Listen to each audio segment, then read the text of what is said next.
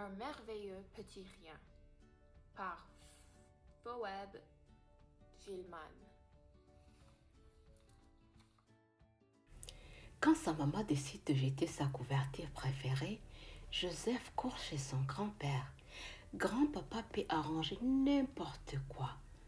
En 3 coups d'aiguille, grand-papa transforme la vieille couverture en un joli manteau, une veste usée en cravate, du sabbat et un mouchoir troué en un bouton tout neuf.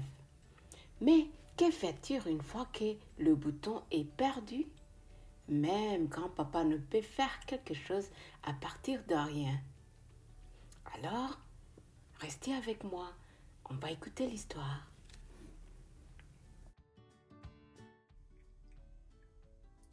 Petit livre, ouvre-toi, ouvre-toi, raconte une histoire, que c'est bon, que c'est bon.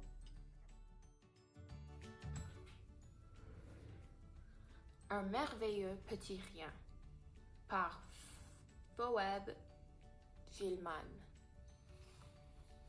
Lorsque Joseph était bébé, son grand-papa lui avait fabriqué une merveilleuse couverture.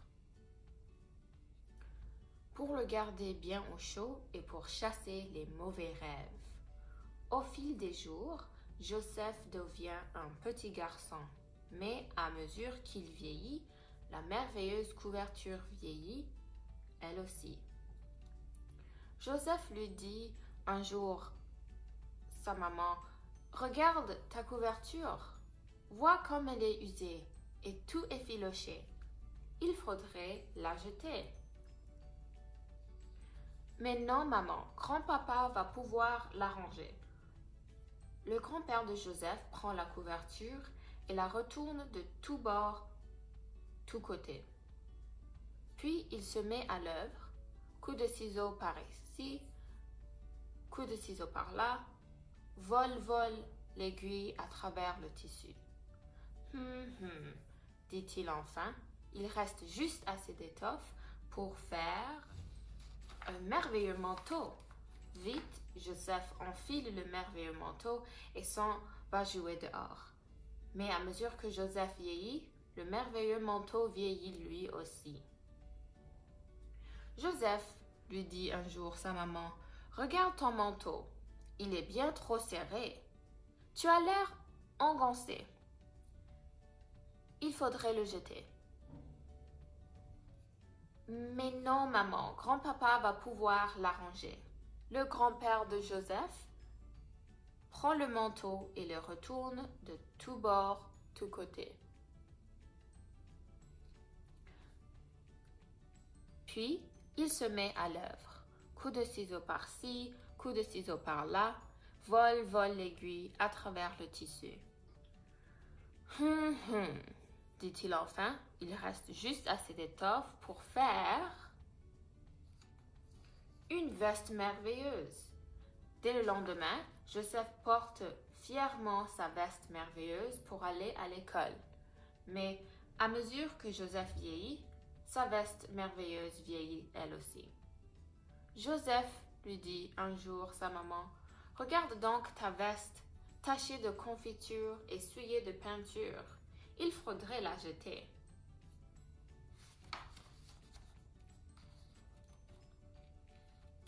Mais non, maman, grand-papa va pouvoir l'arranger.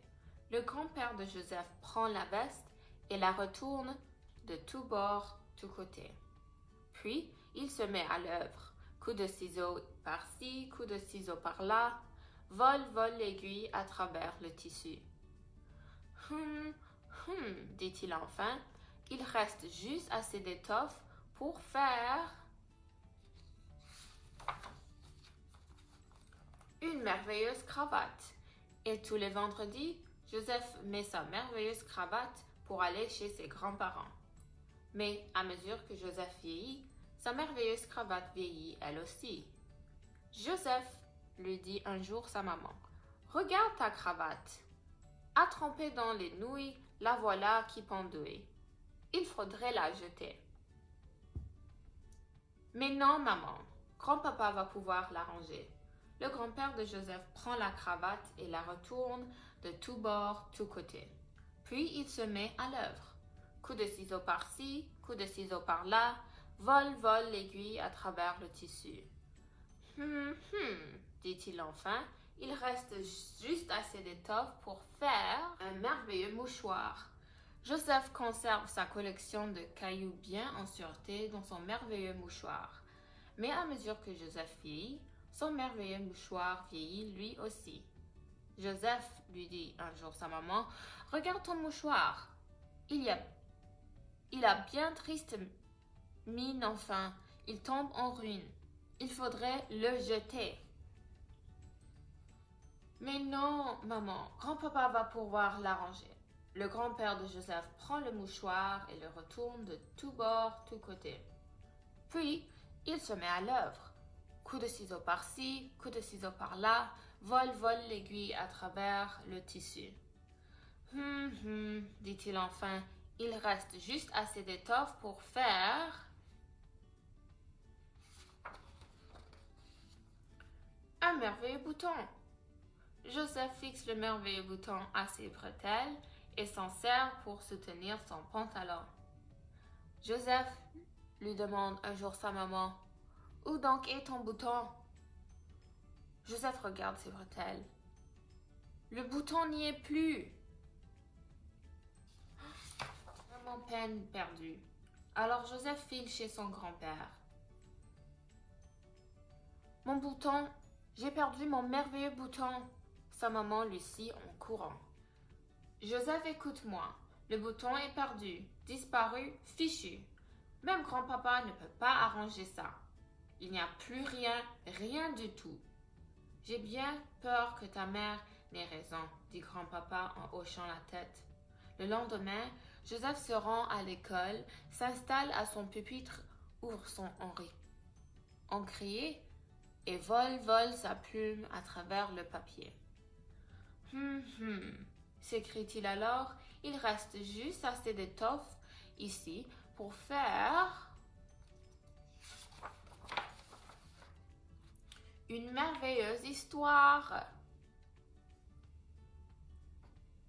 La fin. Quelle belle histoire.